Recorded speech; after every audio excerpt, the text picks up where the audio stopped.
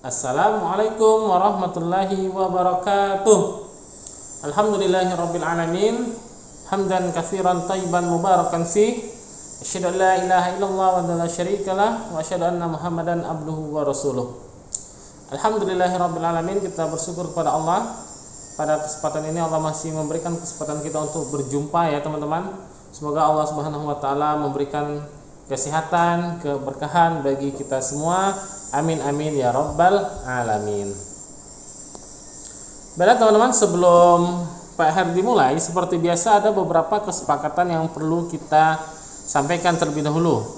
Ya, seperti biasa, yang pertama berdoa dan niatkan selalu belajar karena Allah Subhanahu wa taala. Kita berdoa, Allahumma inni as'aluka ilman nafi'ah.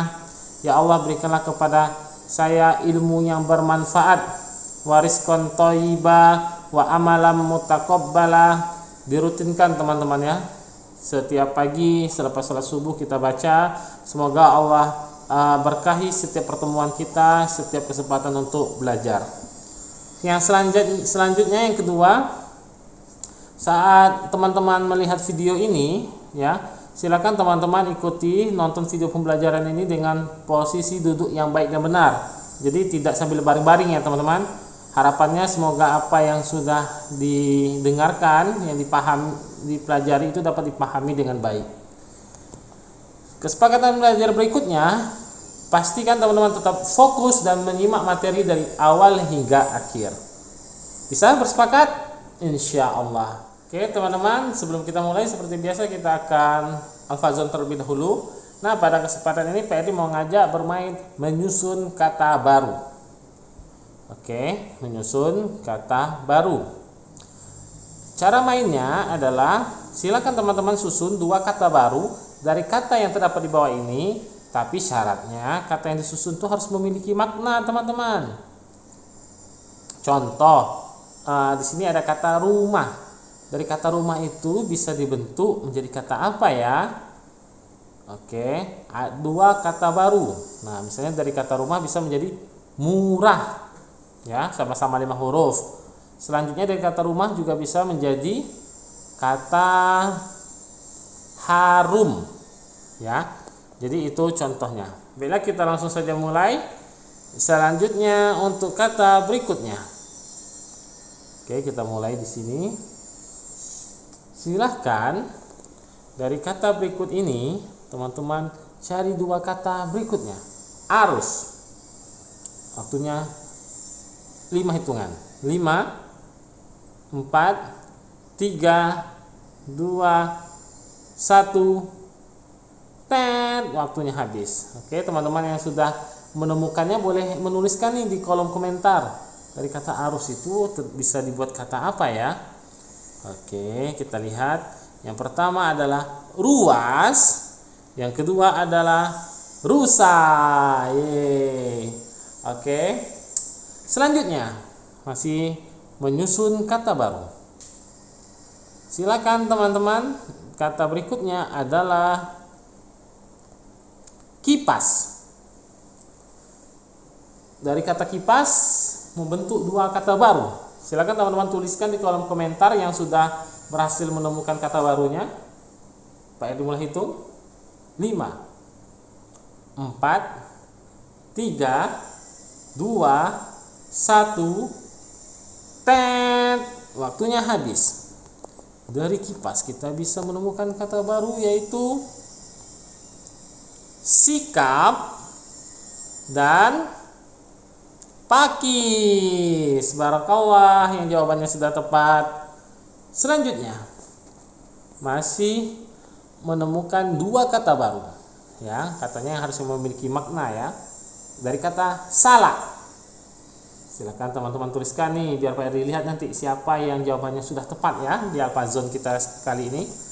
Dari kata salah yaitu 5 4. Iya, wah. Laksa. Kecepatan ya teman-teman ya. Oke, yang berikutnya satu lagi. Tadi sampai 4 ya.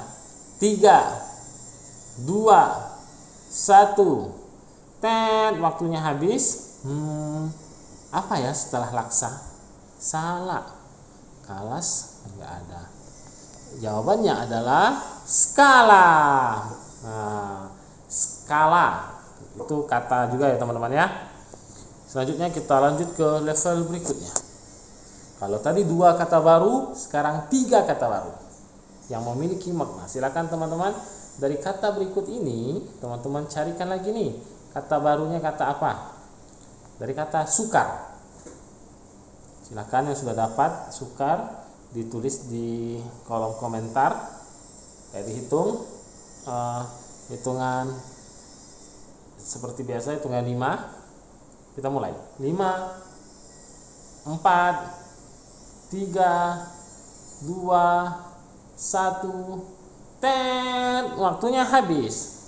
Kata yang terbentuk dari sukar adalah yang pertama dari kata sukar adalah kata rusak, yang kedua kuras, yang ketiga adalah kasur. Ada-ada aja ya.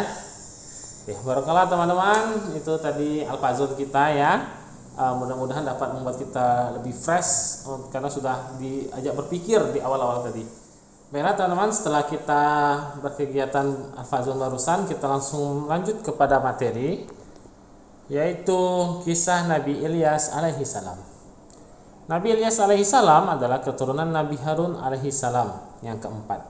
Jadi Nabi Ilyas ini teman-teman dia memiliki garis keturunan itu dari kakek, ayah kakeknya lagi itu Nabi Harun yang merupakan Nabi utusan Allah Subhanahu wa taala juga ya. Nabi Ilyas alaihissalam itu dikirim oleh Allah Subhanahu wa taala atau diutus kepada kaumnya. Nama kaumnya itu Bani Israel. Bani Israel itu dia tinggal di kota Ba'laba ya. Kalau sekarang itu di Libanon. Tetapi kaum Bani Israel waktu itu mereka bukan menyembah Allah, tapi mereka menyembah berhala yang diberikan nama Baal waktu itu ya. Ada berhala namanya Baal. Sedangkan kaum Bani Israel itu tinggal di kota Ba'laba. Selanjutnya Nabi Ilyas alaihissalam menyeru kaumnya agar menyembah Allah Subhanahu wa taala. Sebagaimana nabi-nabi terdahulu semuanya sama teman-teman, menyuruh atau memerintahkan kaumnya untuk menyembah Allah saja, nggak ada penyembahan kepada selain Allah ya. Begitu juga dengan Nabi Ilyas alaihissalam menyeru kepada kaumnya Bani Israel yang tinggal di kota Ba'laba tadi untuk menyembah Allah, Tuhan yang menciptakan alam dan seluruh isinya. Sebagaimana yang Allah katakan dalam Al-Quran yang artinya pada surah As-Saffat ayat 123 sampai 126, dan sesungguhnya Ilyas alaihissalam termasuk salah seorang rasul-rasul.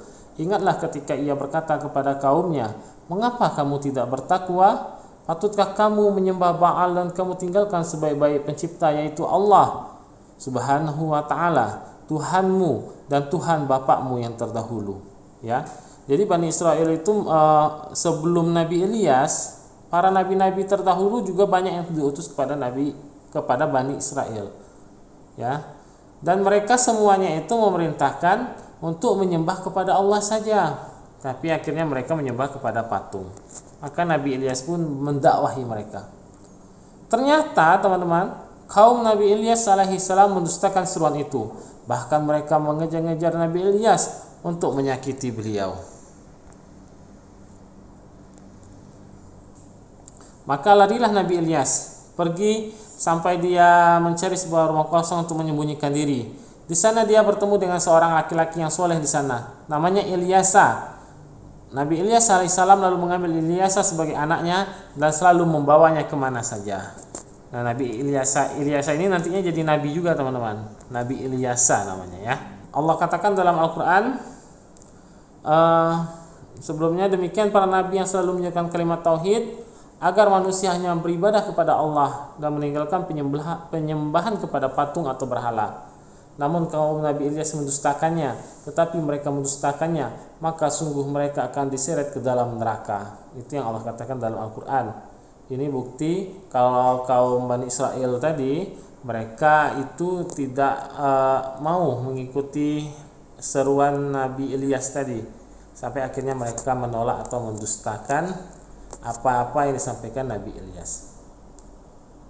Kaum Bani Israel yang bertempat tinggal di Ba'laba ini atau yang merupakan suatu kota di Libanon, Ba'laba itu ya, atau disebut juga dengan kaum Ba'laba, malah berniat akan membunuh Nabi Ilyas.